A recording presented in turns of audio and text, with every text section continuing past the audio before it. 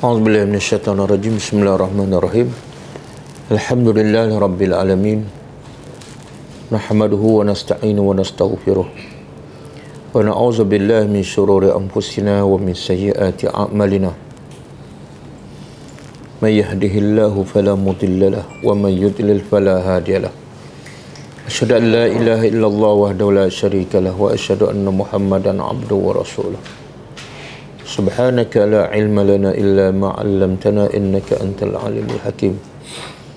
Wa ma'allimna ma yanfa'una wa fa'na bima 'allamtana wa zidna ilma. Okey, pertama, jazakumullah khairan kepada semua yang datang. Semoga kedatangan kita mendapat rahmat Allah Subhanahu wa taala dan menjadi ganjaran untuk kita bawa menghadap Allah Subhanahu wa taala. Tujuan perjumpaan pada pagi ini ialah sebagai peringatan tentang tanggungjawab utama kita sebagai hamba Allah, peranan kita yang paling utama, yang kerana itulah Allah cipta kita, sebagai peringatan, sebagai tazkirah. Yang kedua, sebagai postmortem terhadap apa yang kita dah buat, kerja dakwah yang kita dah buat, setakat mana berjalan, setakat mana keberkesanannya, dan di mana kelemahannya, kelebihannya, apa yang perlu ditambah baik, supaya apa yang kita rancang betul-betul berjalan di atas landasan dan sampai pada apa yang kita tuju. Dan yang ketiga, kita nak tengok apa perancangan pihak GAD kawasan Tawau, apa perancangan mereka untuk sebarkan lagi dakwah. Sebab dakwah ni dia tabiat dia akan berkembang. Dia dakwah ni umpama makanan yang disediakan untuk orang yang lapar. Jadi orang yang lapar sentiasa ada dan makanan diperlukan. Jadi logiknya makanan tu mesti habislah. Sebab orang yang lapar sentiasa ada dan ramai. Makanan tu sepatut habis dan selalu ditambah. Kan? Itu makanan. Tapi dakwah ni sebenarnya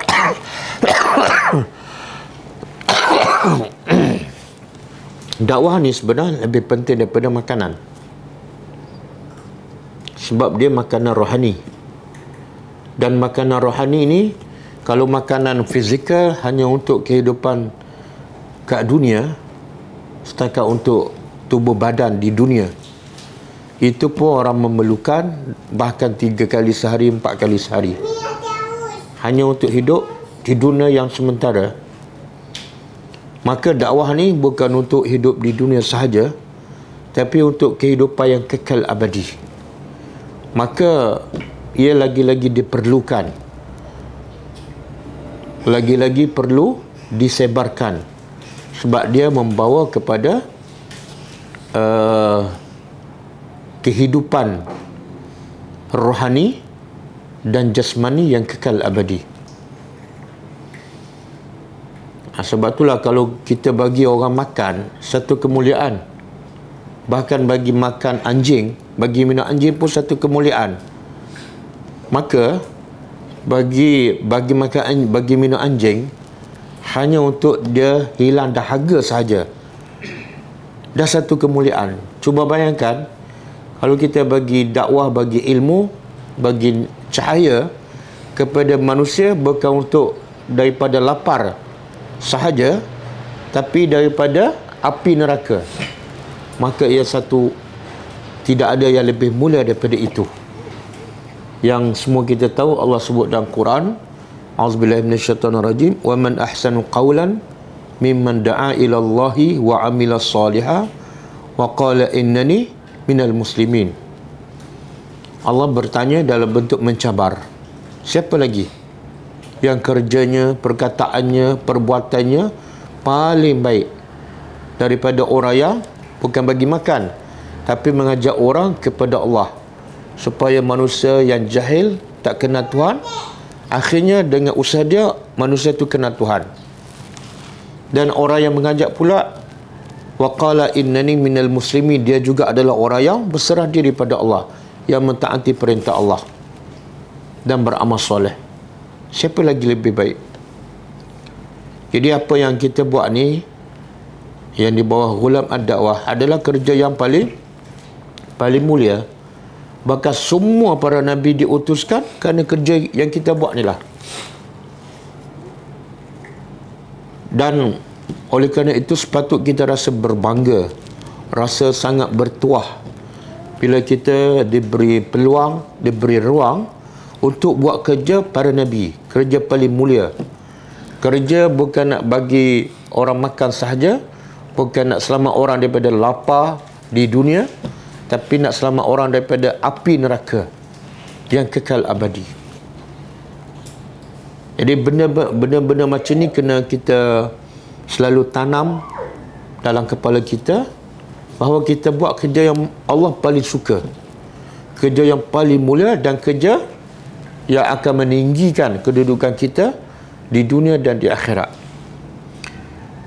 Sebab itulah di akhirat besok, semua orang bukan cari datuk, bukan cari Tan Sri, bukan cari jutawan. Semua orang cari para nabi. Bukan cari orang yang paling kaya, bukan. Bukan cari orang politik. Di akhirat besok daripada mahsyar, semua cari para nabi. Apa kerja para nabi? Nabi tak ada duit pun. Kebanyakan para nabi majoriti miskin. Tapi bila di akhirat, semua cari para nabi. Sebab apa? Sebab kerja para nabi ialah menyelamatkan manusia, bukan daripada lapar sahaja, tapi daripada dibakar dalam neraka. Kerja para nabi selamatkan manusia daripada mahsyar yang panas. Kerja para nabi menyelamatkan manusia di atas titian sirat. Jadi sepatut kita sangat-sangat bersyukur kepada Allah dengan menambahkan kerja kita, menggandakan kerja kita, menambahkan ketaatan kita kepada Allah. Sebab bukan semua orang Allah pilih untuk kerja yang paling mulia. Bukan semua. Dan bukan semua orang nampak, kan? Sebab kebanyakan manusia dia nampak kerja mulia ialah kerja jadi orang kaya, disukai oleh orang ramai, disanjungi oleh orang ramai, dihormati. Tapi di sisi Allah belum tentu. Lepas tu kalau kita tengok kerja para nabi, sebab kerja mereka mulia lah, mereka dihina oleh orang. Kerja mulia biasanya akan dihina oleh orang ramai. Cuba sebut nabi-nabi yang disanjung oleh masyarakat, diberi anugerah oleh masyarakat, diangkat oleh masyarakat. Tak ada. Itu tabiat kerja mulia. Kerja mulia bukan nak cari kemuliaan di dunia, tapi nak cari kemuliaan di akhirat. Sebab tu orang pertama masuk syurga bukan datuk, bukan orang kaya, bukan orang yang ada banglo besar, tapi orang yang para nabi, yang rumahnya kecil, yang hidupnya dihina oleh masyarakat, hidupnya dituduh gila dan sebagainya. Tapi mereka lah yang pertama masuk syurga. Mereka lah di syurga yang paling tinggi. Benda-benda macam ni perlu selalu diingatkan. Supaya apa?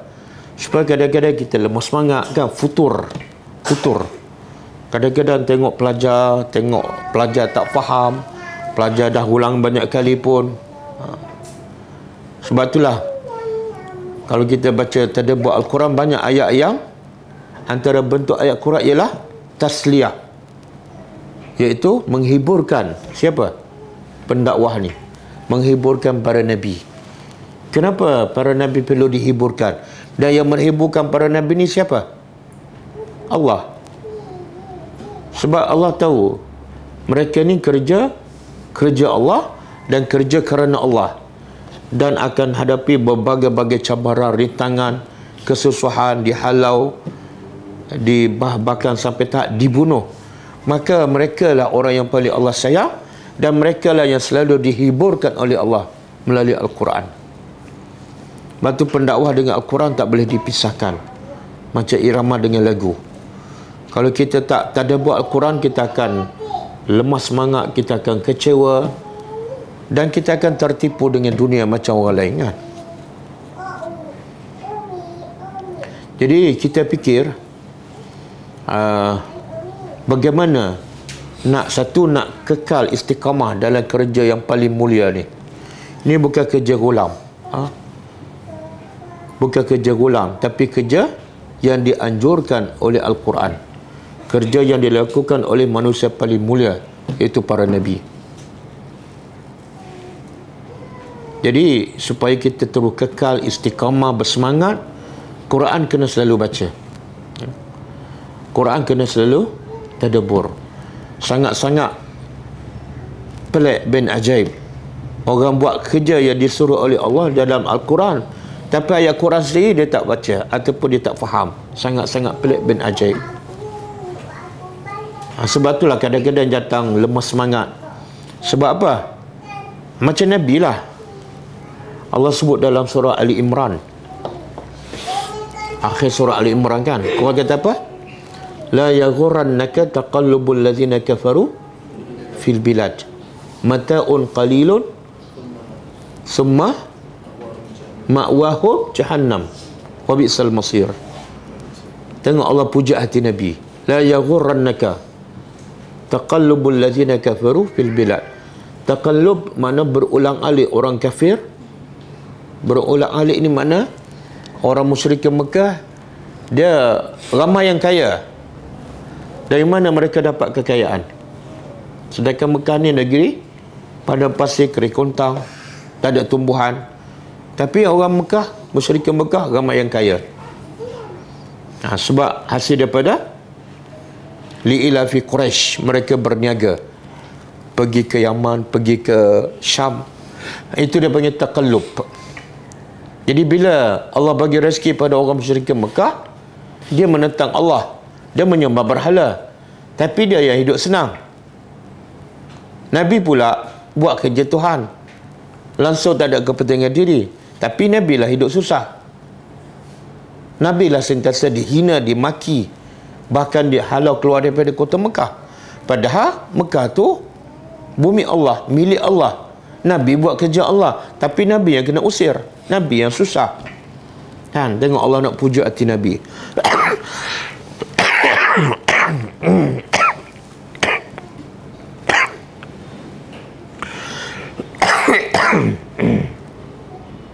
Allah kata apa? Jangan sekali-kali kekayaan, kesenangan orang-orang kafir fil bilad, dalam negeri, iaitu di Mekah, yaghurrannaka, menipu daya engkau. Makna apa tu? Kalau Allah larang Nabi, Nabi ada kemungkinan tak tertipu? Kalau tak, kenapa Allah larang Nabi? Jangan. Bahkan Allah guna, kalau belajar bahasa Arab, ada dua harfu taukid, kan? La yaghurrannaka, ada satu nun taukid. Jangan sekali-kali kekayaan orang kafir memperdayakan engkau. Yelah, kalau kita duduk di tempat Nabi, kan, buat kerja Allah pagi, petang, siang, malam berjam-jam tahajud, tapi akhirnya apa Nabi dapat? Kena maki, kena letak isi perut unta, kan, kena halau. Padahal buat kerja siapa? Kerja Tuhan, pemilik Mekah, pemilik segala-galanya. Sepatut Nabi yang dimuliakan oleh Allah, Nabi yang dapat hidup senang. Cuba bayangkan kalau kita duduk tempat Nabi, buat kerja Allah, kena mati, hidup susah. Yang Abu Jahal, Abu Lahab menentang Tuhan, sembah pula, bukan sembah Allah, sembah berhala, tapi kaya, senang, jadi pemimpin. Cuba bayang, kita duduk tempat Nabi, kita tengok Abu Jahal. Kamu menentang Allah, Allah bagi kamu kaya. Aku buat kerja Allah, aku pula susah. Macam mana perasaan Nabi? Macam kita lah kan. Kita buat kerja Allah, tapi tak kaya pun. Yang lain langsung tak buat kerja Allah, pentingkan diri, tapi kaya, hidup senang, banglo kan, kereta mewah. Kita rasa apa? Ada tak rasa iri hati? Meng, ada iri hati tak? Ada sikit lah. Berapa beratus?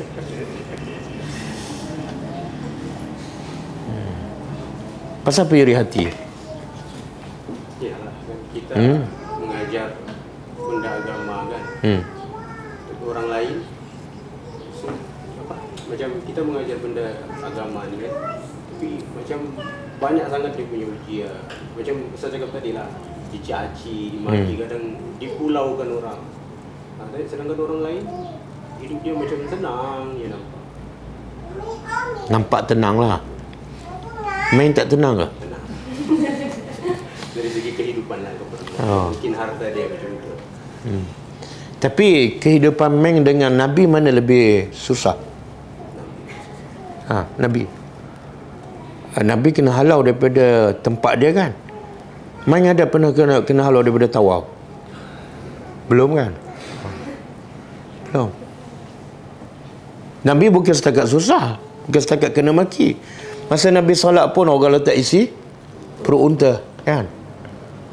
Dan ada sampai tahap nak bunuh Nabi kan? Kemuncaknya orang halau Nabi daripada tempat lahir dia. Kita belum sampai tahap tu. Dan Nabi tak ada allowance. Kita ada allowance kan? Boleh claim kan? Macam mana perasaan Nabi? Kalau kita tak ada allowance, tak boleh claim apa, kena halau, tak tahulah kita buat tak kerja ni kan? Sebab tu Allah kata apa? La yaghurrannaka taqallubul ladzina kafaru fil bilad. Lepas tu Allah kata apa? Mataun qalil. Dunia ni seronok macam mana pun, betul, mata' seronok, tapi qalil. Apa makna qalil?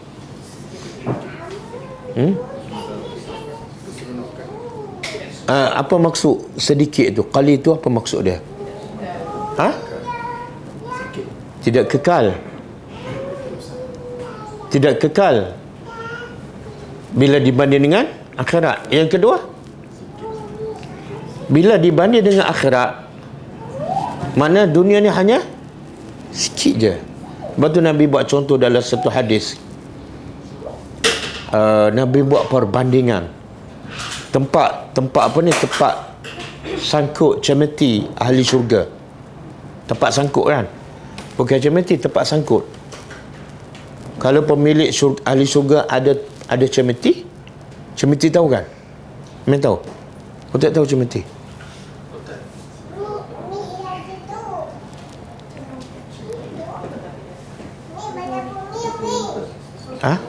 Yang buat pukul tu kan? Lepas tu tempat sangkut dia mungkin setengah meter je panjang dia. Nabi kata tempat sangkut cemeti ahli syurga lebih baik daripada dunia dan segala isi. Bukan lebih baik daripada kekayaan orang kaya, tak. Lebih baik pada dunia. Dunia yang mana ni? Dunia daripada Allah mula cipta sampai kiamat. Semua sekali. Kalau nak banding dengan nikmat syurga, nak banding dengan apa? Tak payah banding dengan istana, tak payah banding dengan sungai, tak payah banding dengan bidadari, tak payah banding dengan gelas, banding dengan penyangkut cemeti je. Penyangkut cemeti tu kalau kat dunia berapa nilai dia? Penyangkut tu pun dah lawan dunia dah kalah dah. Jadi Allah nak pujuk Nabi, jangan tertipu dengan dunia.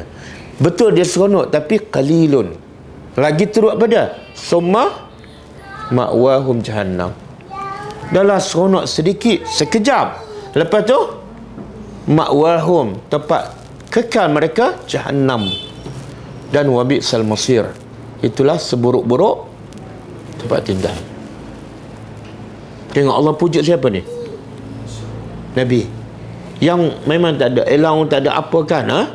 Jadi sebab tu kalau kita baca Quran, kita baca sirah, ya Allah, apa yang kita hadapi ni sebenar tak ada apa. Tak ada apa pun. Kalau kita dah rasa susah, makna apa tu? Kita belum betul-betul menghayati sirah Nabi dan kerja dakwah Nabi. Dan mungkin sebab kita masih yaghurrannaka, masih tertipu kan. Tengok kawan seronok, mewah, kita pun ada sikit tertipu ataupun nak macam tu. Sedangkan Allah kata mata'un qalil kan. Sebab itulah hasil Nabi didik para sahabat dengan Al-Quran, apa jadi? Apa jadi dengan para sahabat? Daripada yang ada harta, ada tanah air, ada anak-anak, akhirnya jadi apa? Allah puji lil fuqara dalam surah Al-Hashr kan. Lil fuqara, surah Al-Hashr ayat berapa? Cuba tengok.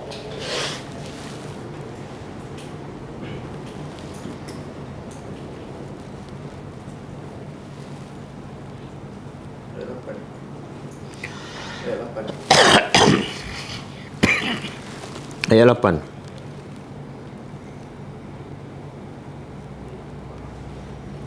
Allah kata apa? Tengok Allah nak puji. Subhanallah. Allah bukan puji orang kaya. Allah puji apa? Fuqara. Fakir. Bagi orang-orang fakir, yang kenapa orang fakir tapi Allah puji?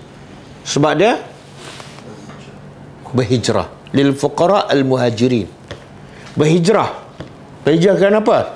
Bukan nak cari rezeki, bukan nak cari kehidupan yang lebih senang, bukan. Bahkan allazina akhriju min diyarihim, mereka diusir daripada tempat tinggal mereka, dan wa amwalihim, dan harta mana. Mana apa? Sebelum mereka fakir, ada sahabat yang kaya, tapi sebab kerana Allah, sebab kerana kerja paling mulia, sebab nak dapat yang mata'un khalidina fiha, maka nak tinggal kesenangan dunia jadi mudah. Sebab tu Allah puji ni. Ini orang cerdik. Apa dia?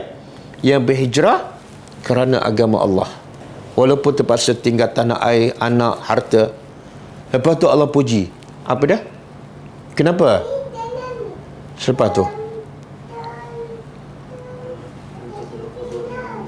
apa yang mereka nak sebenar? Sampai sanggup tinggal harta, tinggal tanah air. Apa yang mereka nak sebenar? Ya bataghuna fadlan minallah wa ridwana. Subhanallah. Tengok bagaimana Quran mendidik para sahabat. Ini harta, ini anak, ini tanah air, ini redha Allah, tak boleh ditukar ganti. Tapi bayarannya mahal tak? Mahal. Kena halau, kena tinggal harta sehingga jadi fakir. Rugi tak kalau kita jadi miskin untuk dapat redha Allah? Rugi tak? Tapi yang rugi ialah cari harta untuk mendapat redha manusia. Sehingga Nabi sebut dalam satu hadis kan, siapa yang mencari redha Allah sehingga orang suka, orang marah pada dia, dia dapat apa? Allah akan jaga dia. Dan Allah akan jadikan, kalau tak semua pun, ramai juga orang yang akan suka dengan dia. Bila? Bila hidupnya matlamat nak cari redha Allah. Tapi siapa yang hidup nak cari redha manusia, sampai Allah murka pada dia, Allah buat apa pada orang ni? Allah serahkan orang ni pada manusia. Kamu nak cari redha manusia, sekarang aku berlepas tangan, aku serah pada manusia. Cuba bayangkan kalau Allah serah kita kepada manusia, apa kita jadi? Hancur. Manusia boleh buat apa pada kita? Ha? Nampak hebat kan? Kadang-kadang masa berkuasa, okeylah. Bila tak ada kuasa, belum mati lagi, dia tak ada kuasa, tak boleh buat apa dah. Jadi mulianya manusia sebab apa? Ya bataghuna fadlan minallah. Manusia yang cerdik, yang berakal waras, hidup mereka mencari fadlan minallah, anugerah daripada Allah dan waridwana. Kemudian kerja dia apa dia? Kalau nak cari fadlan minallah dan ridwan, apa kerja dia? Yang surunallah wa rasulah. Kerja dia ialah tolong Allah dan tolong Rasul. Apa maksud tolong Allah? Allah tak perlu pertolongan, tapi bila maksud maksud tolong Allah ialah tolong agama Allah.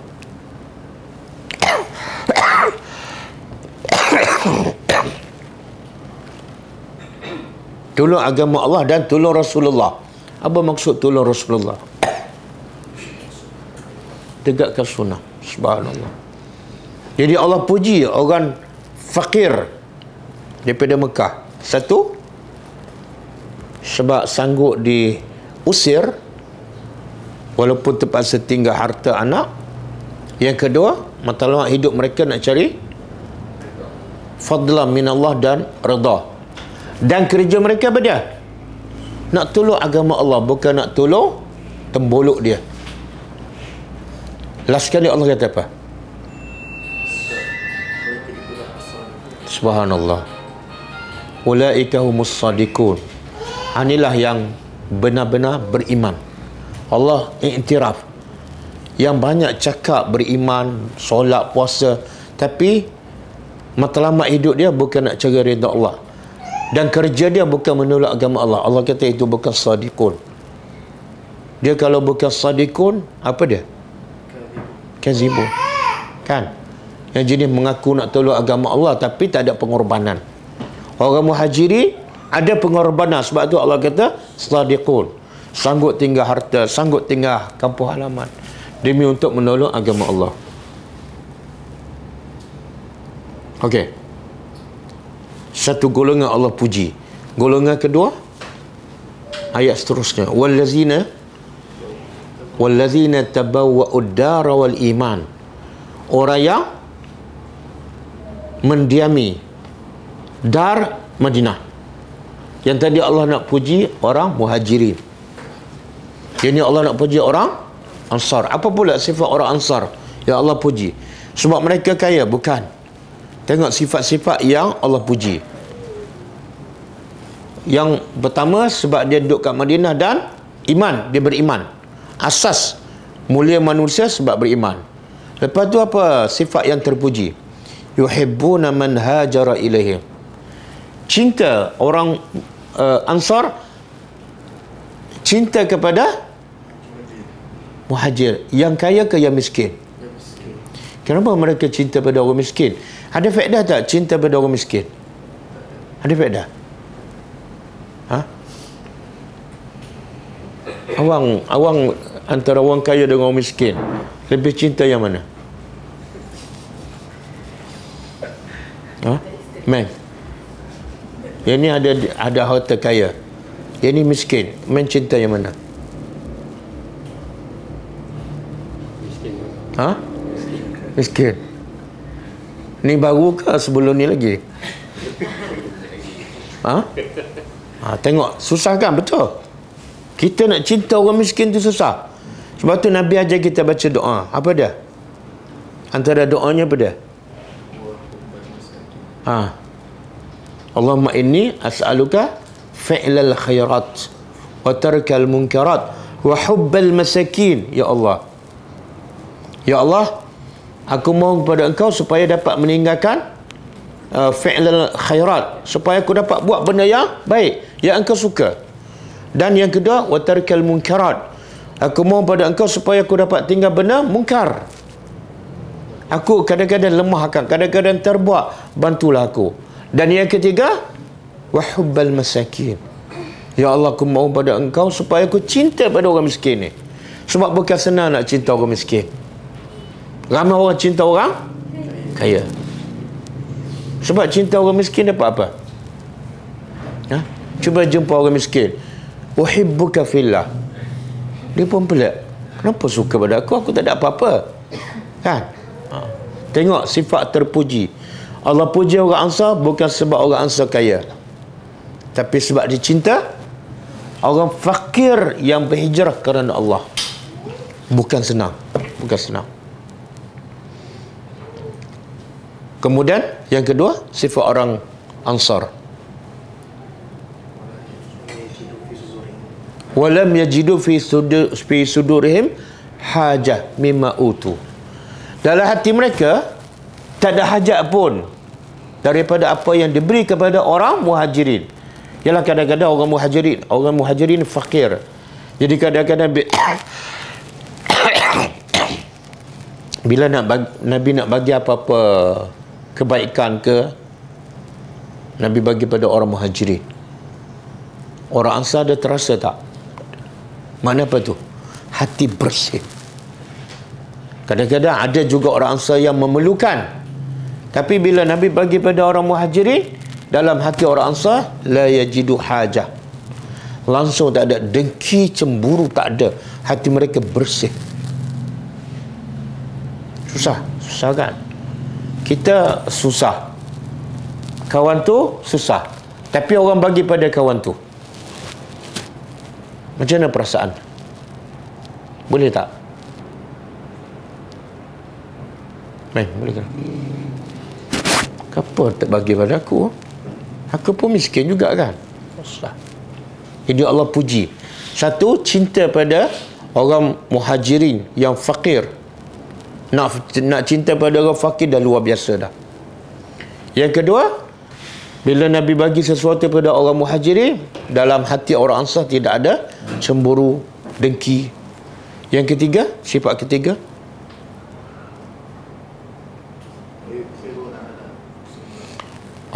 ini lagi sukar. Wa yasiruna ala anfusihim. Orang Ansar mendahulukan, mengutamakan orang muhajirin. Kalau dua-dua berhajat, orang Ansar berhajat, orang muhajirin berhajat. Nabi nak bagi pada dua-dua. Orang Ansar kata apa? Bagi pada orang muhajirin dulu. Kita biasa dengar kan? Biasa dengar banyak kisah-kisah. Sampai orang Ansar ni sanggup bagi apa?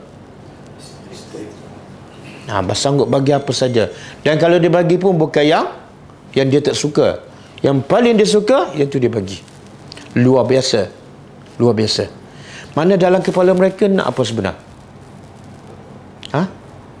Nak apa? Nak redha Allah aja.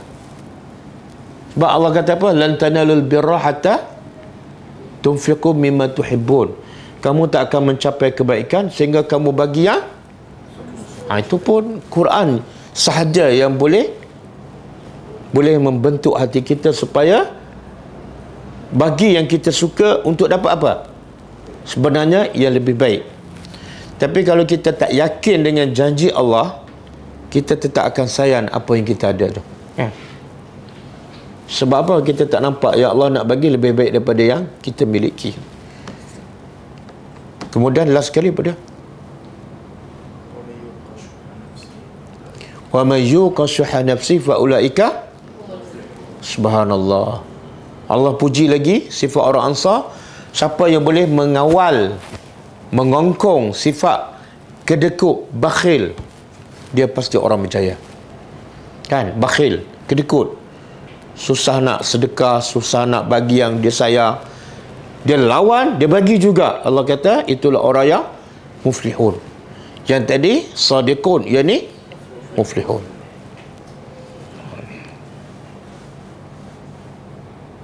Okey. Tengok dua golongan yang Allah puji. Bukan orang kaya. Sebab apa Allah puji? Sebab dua-dua golongan ni semua nak tegakkan agama Allah. Matlamat mereka nak cari redha Allah. Dan kerja mereka membantu orang muhajirin datang ke Madinah pun bukan nak cari rezeki. Tak ada seorang pun orang muhajirin yang pergi ke Madinah sebab nak cari kerja yang lebih baik. Tak ada. Dan kita pernah dengar Suhaib Ar-Rumi kan, sahabat Nabi. Bila dia dengar Nabi seorang Nabi ada di Mekah, dia datang daripada Rom, datang ke Mekah beriman. Kemudian dia berniaga. Bila Allah perintah supaya berhijrah ke Madinah, dia berhijrah nak bawa semua harta kekayaan dia.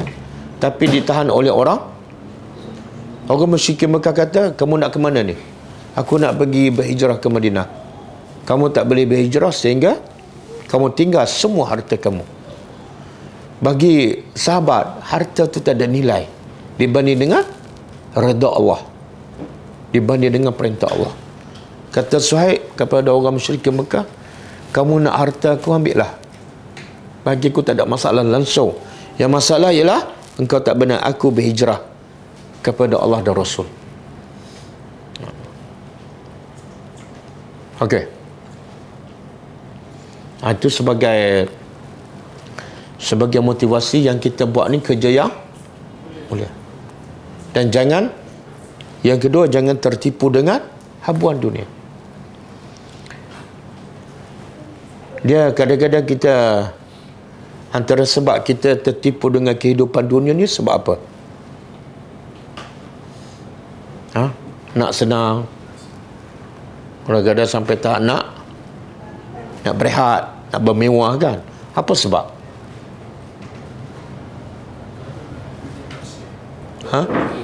Apa dia? Kenapa tertipu?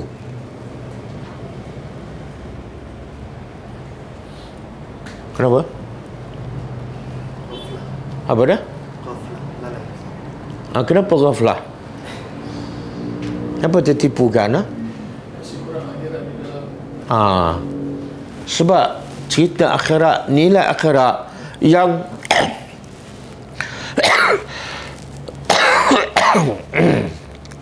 Allah sebut dalam surah apa ni? Surah Yunus. Cuba buka ayat 48 ya.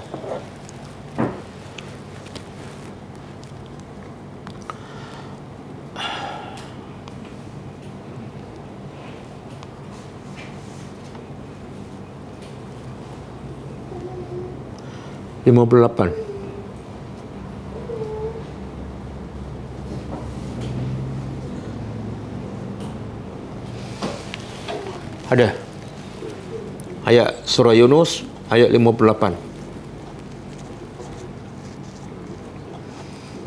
Allah kata apa? Qul, katalah wahai Muhammad, bifadlillah, dengan anugerah Allah, wa birahmatihi, dan dengan rahmatnya. Apa fadlullah dan apa rahmatnya? Ada ahli tafsir mengatakan fadlullah ialah Islam, rahmatnya ialah Al-Quran. Sebab ayat sebelum tu 57 Allah cerita pasal Quran. Quran sebagai mau'izah, sebab Quran sebagai syifa, Quran sebagai hudan, dan Quran sebagai rahmat. Maka Allah kata pada Nabi Muhammad, beritahu pada umat kamu, apa dia?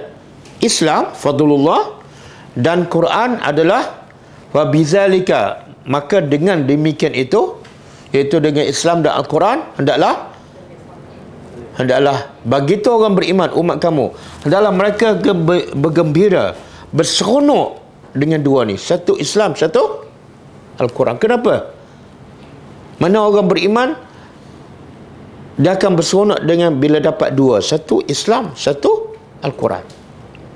Kalau dia tak seronok dengan dua ni, dia belum beriman. Kenapa? Allah berkata di hujung ayat, huwa khairun mimma, Islam dengan Quran tu jauh lebih baik daripada apa yang mereka kumpul. Biasa manusia kumpul apa? Harta. Kan? Kita sendiri pun kadang-kadang kan, kalau kerja bertambah duit, bertambah gaji. Kalau berdakwah, gaji tak bertambah. Kita lebih suka yang mana? Yang kerja gaji 5,000 kan, berdakwah mungkin 2,000, 3,000 je. Kita lebih suka yang mana?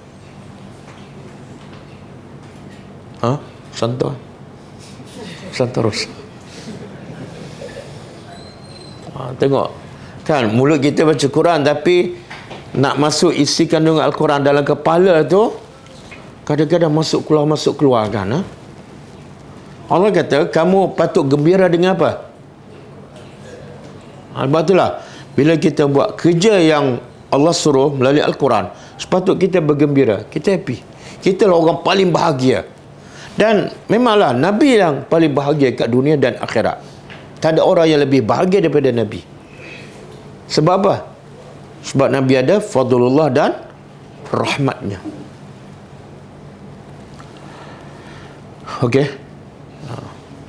Jadi kepada semua yang terlibat dengan Ghulam ad-Dakwah, sebenarnya kita buat kerja yang terbaik, kerja yang paling mulia di sisi Allah. Yang kedua, jangan tertipu dengan dunia. Sebab dunia hanya mata'un qalilun. Kemudian, supaya kita terus istiqamah, kita kena rawat hati kita, futur kita dengan Quran. Patutlah, saya tak tahulah orang lain. Bila saya dah tadabbur Al-Quran setiap hari, saya tengok dunia ni macam tak ada nilai. Sebab setiap hari kita duk dengar dan faham tentang akhirat. Saya bagi contoh lah. Bila orang janji pada kita, katalah orang kaya kan, janji nak bagi banglo pada kita, harga mungkin 5 juta. Lepas tu ada pula seorang nak tawar kepada kita rumah flat. Kita rasa apa tawaran rumah flat ni? Kita rasa apa? Tak apalah, saya tak teringin pun. Sebab dalam kepala kita, begitulah sahabat. Sahabat bila tengok kekayaan apa semua, sedangkan Allah cerita pada mereka surga yang kekal abadi yang ada sungai di bawahnya, 4 jenis sungai, dan tak payah bekerja, tak payah fikir dah masalah orang apa semua, tak payah, semua tak ada masalah, tak sakit, tak tua, tak mati. Oh, dunia ni. Sebab tu sahabat bila Allah perintah hijrah, on the spot hijrah. Tak ada seorang fikir nak makan apa kat Madinah ni. Sebab dalam kepala dia, okey, lepas tu Nabi kata apa? Siapa yang hijrahnya kerana Allah dan Rasul, dia dapat apa? Fa hijratu ila. Sebenarnya bila dia berhijrah kerana Allah, dia dapat apa? Allah dan Rasul. Maka bila dapat Allah dan Rasul, dunia tak ada nilai. Kenapa? Sebab ya Allah nak bagi syurga jauh lebih baik daripada dunia. Bahkan dunia akan hancur, dan yang kekal ialah surga. Tapi faman kanat hijratu ila dunya yusibuha aw imra'atin yankihuha fa hijratu ila ma hajara ilaih. Allah nak bagi tu nilai manusia. Kalau kamu hijrah kerana dunia, kerana nak cari rezeki, kamu dapat tu je lah. Itulah nilai kamu. Ini Allah dan Rasul. Yang kamu nak apa dah? Perempuan, dunia. Itulah nilai kamu. Okey. Itu sebagai mukadimah. Jadi yang kedua saya nak tanya, pendakwah-pendakwah ditawar lah. Setakat ni apa masalah? Masalah memang ada, kan? Tapi kadang-kadang masalah tu kadang-kadang kita tak jumpa solusi dia, kan? Kita pejam. Apa tu fikirlah yang bukan-bukan, kan? Lepas tu ada satu hadis, tapi hadis Melayu lah. Hanya jauh hari. Bagi saya, kalau orang duduk dalam medan dakwah, kerja yang betul, berpandukan Quran dan Sunnah, tiba-tiba dia keluar, habis. Dia tak betul-betul kena mak nikam.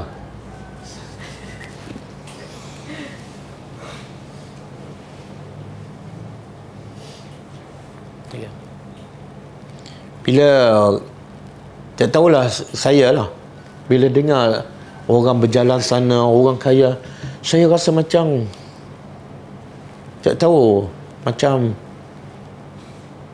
teruknya tertipu dengan dunia, kan? Saya pernah baca tafsir Fizil Al-Quran, Muqaddimah. Dia kata apa? Kita tahu kan Syed Qutb kan, dia tulis kitab tafsir. Dia boleh mentafsirkan ayat Allah di mana? Dalam penjara. Dalam penjara. Dan Muqaddimah dia kata apa? Dia kata, aku tengok orang sibuk kejar dunia ni, seolah aku sedang duduk di tingkap dan aku lihat kanak-kanak sedang bermain dengan mainan. Faham? Boleh cerita balik. Tengok orang yang faham Quran, dia kata apa? Bila aku faham Al-Quran, fizil Al-Quran, lepas tu aku tengok orang pagi petang siang malam kejar dunia, aku tengok kat tingkap budak-budak sedang berebut mainan. Budak-budak berebut mainan. Lama tak dia puas dengan mainan tu? Sekejap. Lepas tu dia campak. Macam itulah orang kejar dunia. Sebab dunia ni macam mainan lah. Lahwun walaibun. Tapi sebab dia tak tahu dunia adalah mainan, budak tu mainan kan, kereta mainan. Tapi dia, bila dia suka tu, dia boleh tumbuk abang dia yang nak mainan kan. Padahal tak boleh pergi ke mana pun mainan. Tolak kan. Begitulah gambaran orang yang tertipu dengan dunia, macam budak tertipu dengan mainan. Tapi tak apa, budak tertipu dengan mainan. Tak apa, sebab apa? Sebab dia budak. Cuba bayangkan, kalau orang tua umur 60 duk main mainan tu lagi, dia kata apa tu? Kalau kita tengok pakcik umur 60 duk main tolak kereta lagi, kita kata apa pada pakcik tu? Tak betul kan? Betul tak? Tapi antara pakcik duk tolak mainan dengan pakcik kejar dunia, yang mana lagi teruk? Yang mana lagi teruk? Dua-dua teruk kan? Dua-dua teruk. Yang mana lagi teruk? Kejar dunia lah. Pakcik main-mainan tu mungkin dia tak berapa betul. Begitulah gambaran. Jadi benda macam ni, kalau kita sendiri tak faham, kalau kita sendiri tak hayati, kita tak boleh nak ubah orang kan? Kita nak ubah madu'un kita, asnah ke, remaja ke, supaya mereka kenal nilai dunia. Kita tak boleh nak buat kalau kita sendiri tertipu dengan dunia kan? Sebab itulah Nabi bila cerita akhirat kepada sahabat, seolah sahabat nampak depan mata ni. Betul, kalau Nabi kata berperang, semua berebut, bukan semua mengelak. Kenapa? Sebab cara Nabi cerita tu macam surga depan mata dia kan? Itu kehebatan Nabi dan kekuatan Al-Quran. Betullah, siapa yang berdakwah kalau bukan dengan Al-Quran, saya tak tahulah dakwah apa tu. Okey, boleh. Kewajipan kita hanya menyampaikan, tak ada masalah. Itulah dakwah. Sebenarnya itu bukan masalah tu. Bagi saya itu bukan masalah. Bukan masalah kita, bukan masalah dakwah, tapi masalah orang tu. Sebab Nabi sendiri pun ramai tak orang musyrikin tolak. Ramai. Pakcik dia sendiri bukan setakat tolak, menentang. Tapi itu biasa dalam dakwah. Tapi dakwah Nabi berjalan tak? Jalan je. Daripada semua penduduk Mekah tu, dalam tempoh 13 tahun, lebih kurang 200 orang. 200 orang tu, walaupun bilangannya kecil, tapi itulah tonggak asas Islam tersebar kan? Jadi jangan tengok yang ramai tolak, ramai yang menentang, jangan. Sebab kalau kira nak tolak dakwahkan, sebenarnya ada tak Nabi yang ditolak oleh semua kaum dia? Ada je. Di akhirat besok Nabi kata apa? Ada yang Nabi ada 3 orang pengikut, ada Nabi yang 2, ada Nabi yang, dan ada Nabi yang tengok Islam. Sebab tu dalam Al-Quran banyak Allah kata wa ma alaina ilal balagh. Kita, bagi saya lah, siapa yang, kalau saya buat kelas ke, saya berdakwah, siapa nak terima, terimalah. Siapa tak nak terima, saya tak peduli langsung. Sikit pun tak berkudi bagi saya. Siapa nak maki saya, makilah. Saya sikit pun tak rasa bersalah. Kenapa? Sebab yang saya cakap daripada Quran. Saya akan rasa bersalah bila saya cakap daripada nafsu saya. Kamu nak maki sebab saya bercakap daripada Quran, kamu bergaduh dengan siapa? Dengan Allah. Sebab itulah bila Nabi cakap kan, hari pertama Nabi berdakwah secara terbuka, Nabi cakap apa? Aku adalah nazir, pemberi peringatan tentang hari akhirat. Terus pakcik dia kata apa? Tabballaka Muhammad, celaka Muhammad. Kerana ini, kerana kamu nak bagi tahu kamu Rasulullah, nak cerita hak akhirat, kamu kumpul kami dan buang masa, celaka kamu. Nabi jawab apa? Main tahu? Tak tahu. Nabi tak jawab. Kenapa Nabi tak jawab? Dan Nabi tak mengeluh pun pada Allah. Kenapa Nabi tak jawab? Kenapa Nabi tak mengeluh? Ha? Sebab yang Nabi sampaikan yang daripada Allah. Bila Nabi sampaikan daripada Allah, bila tiba-tiba orang menentang, sebenarnya dia menentang siapa? Jadi bukan urusan aku. Sebab tu turun ayat satu surah, Tabbat yada, Nabi Allah sendiri jawab. Sebab kamu bukan bergaduh dengan aku. Aku cakap apa yang Allah cakap. Bila kamu menentang Allah. Aku tak nak jawab. Ini bukan masalah peribadi, kan? Samalah bila kita cakap benar-benar, orang tuduh kita macam-macam. Jangan peduli langsung. Sebab kita tak bersalah, kan? Dan itu adalah sunnatullah.